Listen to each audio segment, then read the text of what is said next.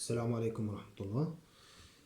اليوم إن شاء الله راح نتكلم عن الجزء الثالث من مسرحية All My Sons by Arthur Miller.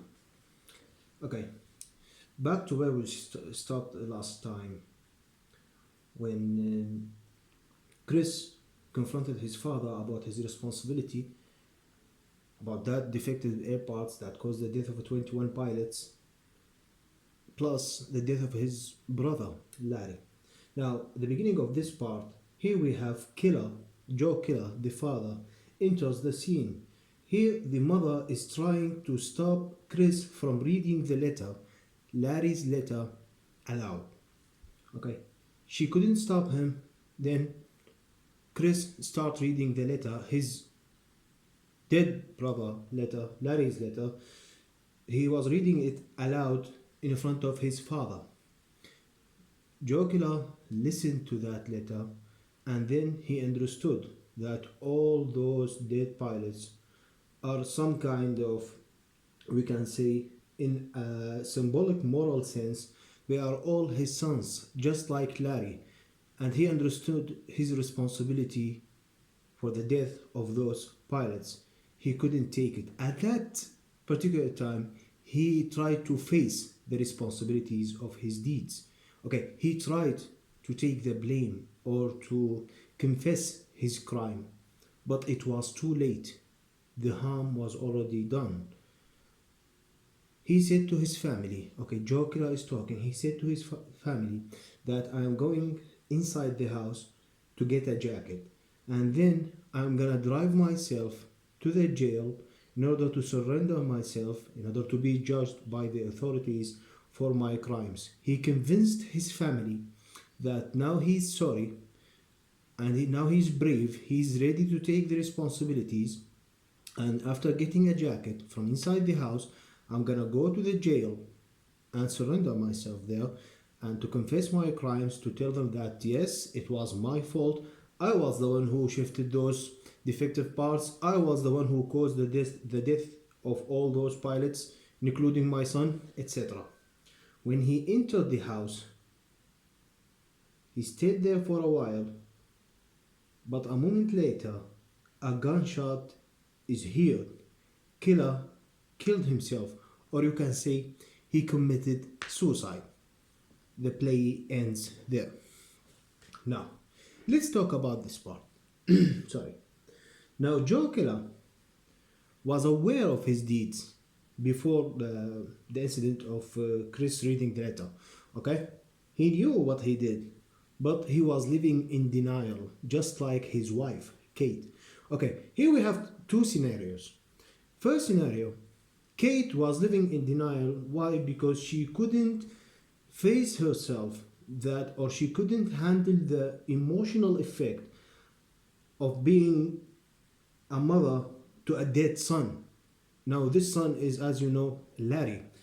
She couldn't live with that pain. That's why she imagined or tried to act as if her son is still alive and he's coming back one day.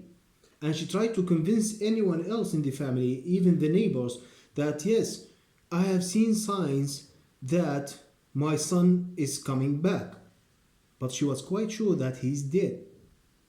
But it's just like, you can say, a defense mechanism that she was acting like this because she was living in denial. She couldn't face the pain of losing her own son. Now, in another scenario, we have Joe Killer, the main cause, the main villain in this play. He was also in denial, but here we have some differences. He was in denial not because he was feeling pain or because he was feeling shame. No. Such things do not cross his mind. But he was living in denial in order to take himself away from the responsibilities because he wanted to get profit or money or gain, whatsoever what you like to call it, but he didn't want to face the blame, the consequences. That's why he was living in denial, and he he shifted all the blame to his partner, Diva. So here, the father and the mother both were living in denial. The father was living in denial in order to show himself as an innocent person, a person with dignity, who was a businessman who had done nothing wrong. But we all know that he was lying, he was pretending. Why? In order to preserve that false image of being a decent businessman. He was a corrupted, greedy person. But for his wife's scenario or case, she was living in denial because she couldn't face losing her son for good and live with it. Now, let's talk about something else. Now, here the play ends. Joe Killer did something to this family. Okay, what did he do? He did something. He committed a crime. His crime was gaining profit, not in legal way. You know why? Because he sent or shipped those defected parts to the Air Force or to the Army in order to get, as we said before many times, money or profits.